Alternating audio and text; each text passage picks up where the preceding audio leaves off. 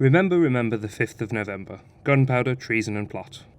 Famous words that everyone will be familiar with, especially at this time of the year. 5th of November is for many an evening on which to break the cycle of dark nights huddled indoors and head out into fields to be gently cooked by bonfires, wave sparklers and watch firework displays. But for the emergency services, Bonfire Night can be a busy time. So I came to Walsall Community Fire Station to speak to those on duty and learn a little of how they handle Guy Fawkes Night. This is Walsall.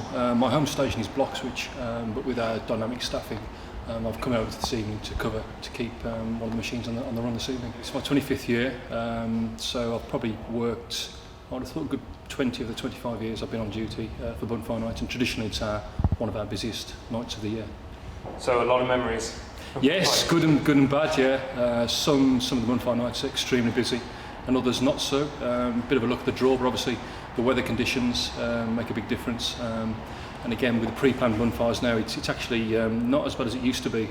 Years gone by, before they had organised events, which are obviously a lot safer.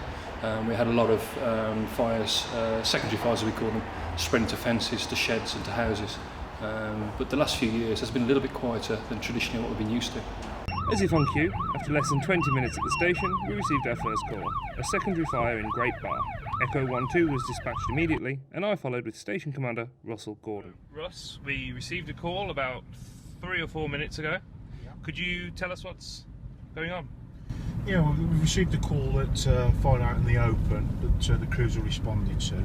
Obviously, as an FDS officer, we come on a little bit later. We're a little bit slower in the response because of we're responding in vehicles. So obviously the crews will be there within the 5-minute response time. So obviously when they get there, the incident commander will assess his situation and go from there. Unfortunately, traffic is more forgiving to enormous red fire engines, and by the time Russell and I arrived at the scene, there was nothing to see. So, back to the station, where I met one of the newest firefighters at Walsall, Stuart. I understand that this is your first bonfire night.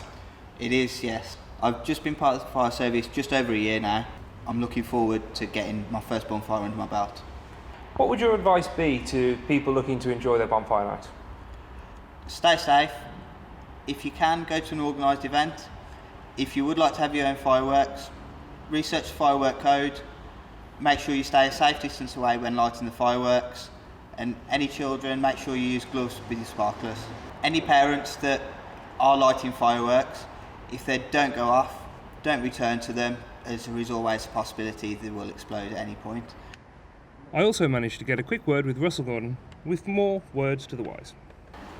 My recommendations is, that don't have these bonfires at home anymore, just because they do get out of control. Fireworks as well can be a problem for the fire service, but cause horrific injuries. So I recommend that you go to proper organised events. Between the hours of 8 and 9 p.m, West Midland's fire service received more than 200 calls. So, I left the boys hard at work keeping up to date with the latest training, fuelled of course by a few gallons of tea. This is Tom Russon for the Midland.